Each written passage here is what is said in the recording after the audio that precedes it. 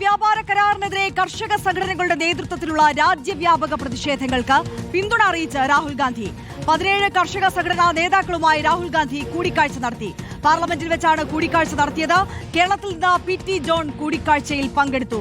നോബിൾ മാരിക്കാരൻ ദില്ലിയിൽ നിന്ന് വിവരങ്ങളുമായി ചേരുകയാണ്. നോബിൾ, നമുക്കറിയാം ഇന്ത്യ-US വ്യാപാര കരാറിനെതിരെ വലിയ പ്രതിഷേധമാണ് സഭയ്ക്കുള്ളിൽ രാഹുൽ ഗാന്ധി ഇത്രയും ദിവസം ഉയർത്തിയത്. ഇനിയിപ്പോൾ സഭാ സമ്മേളനം ഒന്നാം ഘട്ടം അവസാനിക്കുകയാണ്. പാർലമെന്റിന് പുറത്തേക്കും സഭയ്ക്ക് പുറത്തേക്കും തെരുവിലേക്കും ഈ പ്രതിഷേധം വ്യാപിപ്പിക്കാൻ ശ്രമിക്കുകയാണോ കോൺഗ്രസ്? കർഷക സംഘടനകളുമായി ചേർന്ന് വലിയ പ്രതിഷേധത്തിലേക്ക് കടക്കാനാണോ തീരുമാനം?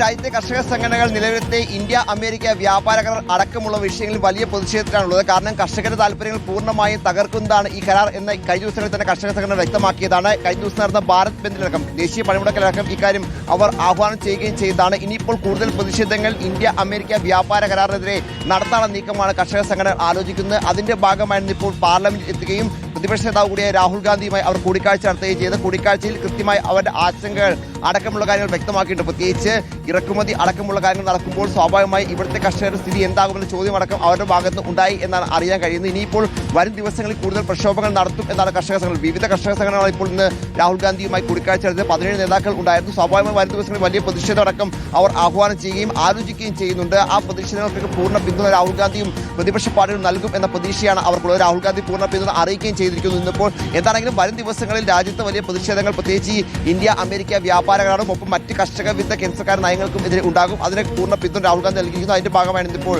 അവർ പാർലമെന്റിൽ എത്തുകയും കർഷക സംഘടനാ നേതാക്കൾ രാഹുൽ ഗാന്ധിയുമായി കൂടിക്കാഴ്ച നടത്തുകയും ചെയ്തത്. ആര്യ. ഓക്കെ, നോബിൾ മാരിക്കാരനാണ് ദില്ലിയിൽ നിന്ന് വിശദമായ വിവരങ്ങൾ നൽകിയത്.